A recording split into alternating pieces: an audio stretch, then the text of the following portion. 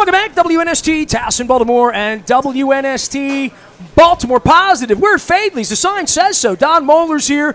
The good doctor is here as well, and we've been talking about education. Don, I want to give a full background on the doc because I don't know that we did that in the first segment, the lead up to the lawsuit, because I know that's where you're going, and the streets of Philadelphia. So we're going to go back to the 70s here, right? Okay, so walk us through. That's a really good point that Nestor makes. Dr. Hornbeck, walk us through your background. You started, I think, as a Deputy Secretary of Education in Pennsylvania, which is, I guess, what brought you to the attention of the Maryland folks. That's exactly right. I went out of law school. I became deputy counsel to the governor of Pennsylvania.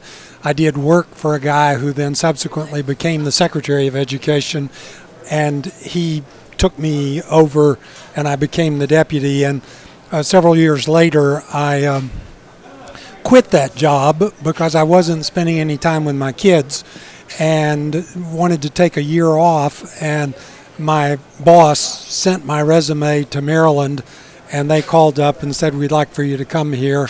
And I said, I can't, I've got to do this.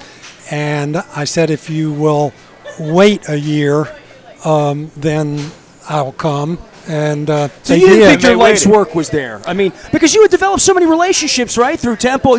It was like me leaving Baltimore. I mean, it was home for you to some degree, right? It was, and my first child was both kids ended up actually being born in Philadelphia.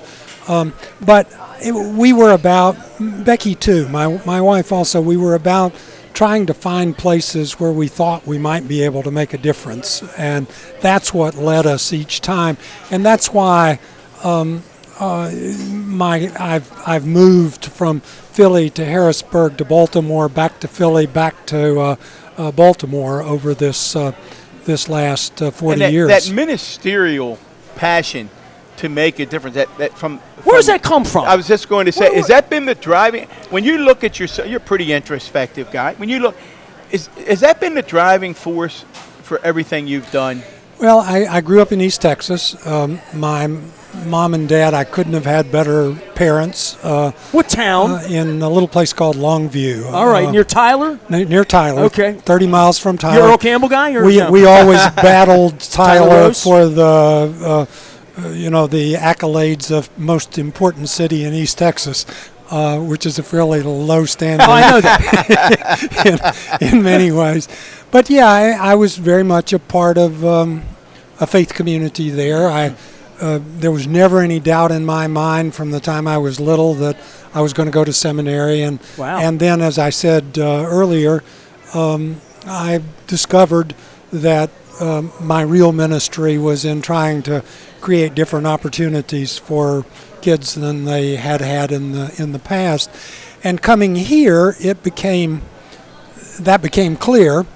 And in 1978, I think it was, Mark Joseph, who was at the time the president of the Baltimore City School Board, whom I had known in Philadelphia in an interesting set of circumstances, he came to me and he said, Baltimore City and Caroline County and Somerset County, I think it was Dorchester or Kent, want to sue the state. And I wanted to give you a heads up before that happened. And I said to him, sue away, because in my judgment, the lawsuit is correct. The lawsuit that became known as Somerset versus Hornbeck. Somerset versus Hornbeck, that's right. And you get residuals on that? Have your name on it? Or well, in a work to do sense, yes. Not in the sense you asked. Yes. It keeps coming back. Well, break down the core issues, David, of that suit, because to me, the issues in that suit are the same issues that are motivating you today. Talk about that lawsuit. Well, the base of that lawsuit, and then a lawsuit that came 15 years after that, the Bradford lawsuit, and the basis for what's going on in Maryland today around the Kirwan Commission are all the same. It's about not equal opportunity, it's about equitable opportunity and adequate opportunity. Give me the difference. Equal and equitable. Those are words. I'm a wordsmith. Go ahead.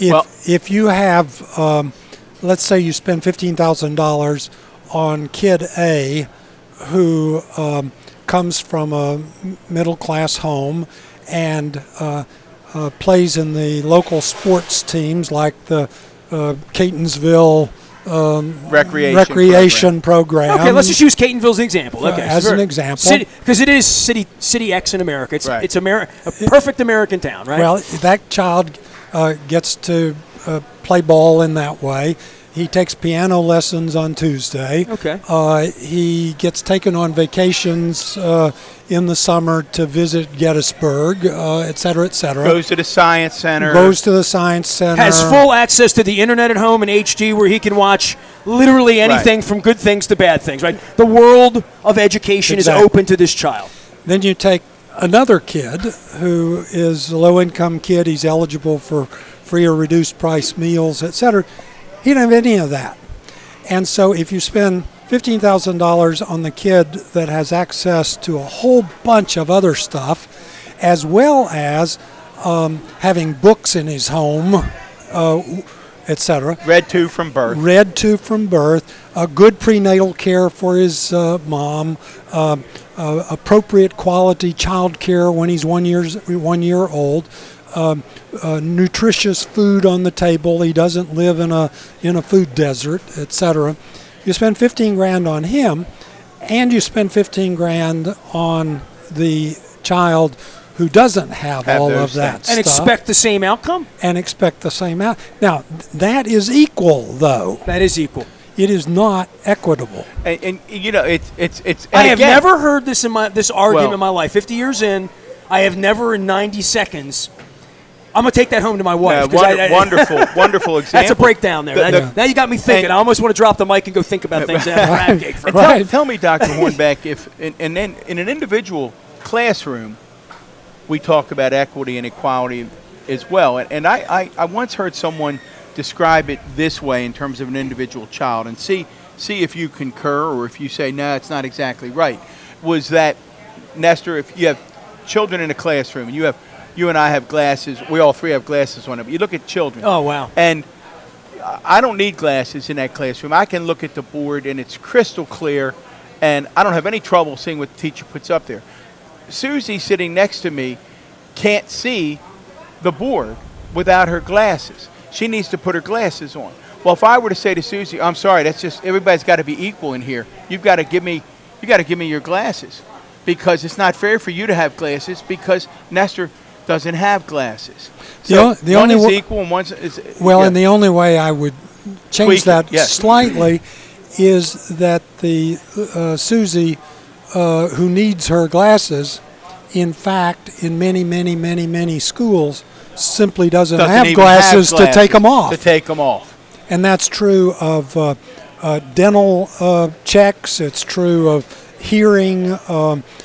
Basic things that the Catonsville child may or may not have and take for granted, just living where they live, having the family they have, and having a dentist at the end of the street. And to give you a great example of how to deal with that, it's not like we don't know how to deal with it. There's a concept called community schools. And part of the Kerwin Commission is right. All schools in Maryland that have 55% or more free and reduced price meal kids has the right to be a community school, and the whole point of a community school is to understand that Susie needs her glasses, and you don't just need to send a note home to Susie's parent who doesn't have the money to buy the glasses. It's that you put in motion mechanisms for delivering the glasses to Susie in that process, and it pays off. It's not a cost, it's an investment, because every community school dollar generates $7 other dollars. Write that down, of Don. It's not a cost, it's an investment. I want to make. I'm stealing this. I'm not even going to give you credit for that. I mean, I might, but I would rather you convey that it's your idea. I'll sell it as mine. Because you're not an educator. That's right. And one of the things that I have to struggle with is people say to me, well, you're going to say that for goodness sakes because you're an educator. But if somebody gets it as you are getting it and says it, then it just has a whole lot more meaning than in the course of it. Well, let's reset back to the lawsuit. Let's go back to the lawsuit. I want to make sure I keep you guys in line here. That was the point of the lawsuit, is that it was not equitable. Opportunity, resources were greater in wealthier parts of the state. And one of the interesting things of that lawsuit was that I was the defendant by virtue of being state superintendent, but I became the chief witness for the plaintiffs. Right. And as that jumped off at me. I don't usually ask Don questions like this, but running Baltimore County, is it always equitable that the fire department in Hereford gets the same as the fire across every mechanism? And it's not thought about in that way, right? I mean, anywhere. But I guess in education, we all think we have to spend the same amount of. There's not the same spent on alleys in Towson as there are in Dundalk, right? No, you do it basically. You do it based on what the need is. Let's take roads. Road resurfacing is a good way to think about it. That's actually an interesting fair enough. point. You have more highway over here or more roads over here. Our highway guys go out. They go all throughout the county. They prioritize roads. Which roads are in the most need of repair? It may be that not where poor people live or rich people live or any part of that. The county may in a given year get more road resurfacing money because they need it. If you were doing it on a totally equal basis, you would say, well, we're going to spend X amount in every community, whether X they amount need every, it or whether not. they need it or not. Right. So, but here we are. But that's a really interesting citizen real argument, life right? example. Literally. Right. And it is difficult. And so you didn't win what was the outcome of the lawsuit? Very interesting. Right. I often say that I spent 12 hours on the witness stand after my own lawyer had me declared a hostile witness. See, Nestor loves that. And this is like a scene in And Justice for All. Well, you're all out of order. All of you. I say that I spent 12 hours trying to plead guilty. And what happened was that at the trial level, the plaintiffs won. The system was declared unconstitutional, but then it was appealed to the Court of Appeal, and at the Court of Appeal level, the trial level was overturned, and so we were back in the same place we had been before. And the next time that it was really seriously considered was 15 years later, in 1994 with the Bradford case. And one of the things that worries me about now, we have this once-in-a-generation opportunity to change all of that. And if we miss it in the 2020 legislative session, and if history repeats itself, it will be 15 years from now, 2034, before we will say, oh, we probably ought to do something major and important to alter the nature of education practice and funding. And that's your passion about Kerwin. As I said, we're going to wrap up in the final session on Kerwin. Before we do that, there also during your tenure, you really took on, it seems to me, and correct me if I'm wrong, two pretty significant forces, traditional education.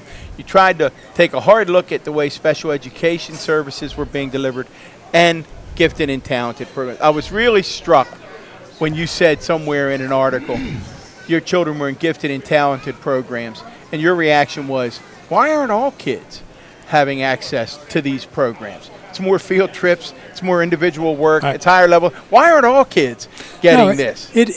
I mean, we labeled some programs gifted and talented when in fact the stuff that was going on in those programs, as you point out, higher standards, more field trips, etc., are just the stuff of good education. And one of the big reasons that kids who aren't in them don't do as well is that there is no expectation that they will do well. Whereas if we create the circumstances with some of these more equitable opportunities, those kids are, I mean, special ed is a great example.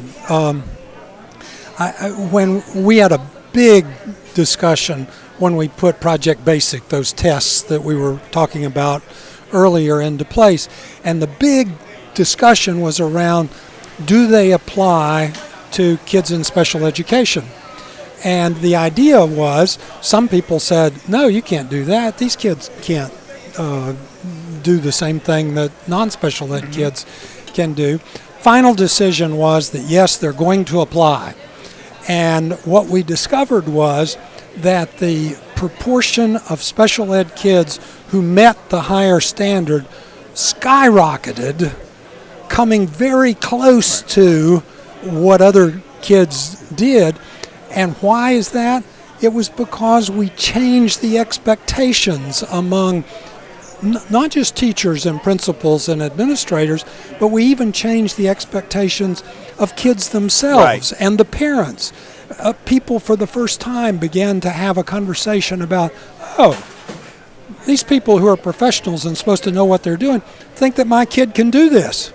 And by golly, my kid did do it in lots and lots and lots of instances. But you had battle after battle. These are not easy fights. I mean, you and I joked when we talked a week or so ago, when you were state superintendent, a good friend of mine, one of the most controversial educators in the Maryland history, Stuart Berger, was superintendent in Frederick, and you and he were kindred spirits. By the way, you've never told me why he was so well, that's another whole show. Oh, man. That's another man. You want to have some fun. Talk about a guy that had his career change. You went from serving the Lord to serving students. He went from serving students to serving the government. You want to shake things up with and it wasn't by choice. We'll have Stuart on one day. That'd be fun. I will tell you, Don Moeller was happy in Catonsville, then Stuart happened.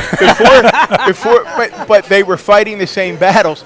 David here and Stuart listens to Baltimore Positive, so he'll be smiling at this. One of the differences, his name's on my diploma, by the way. No one ever said that David, even when he was battling with folks, and you said now today you're still friends with Ed Rendell.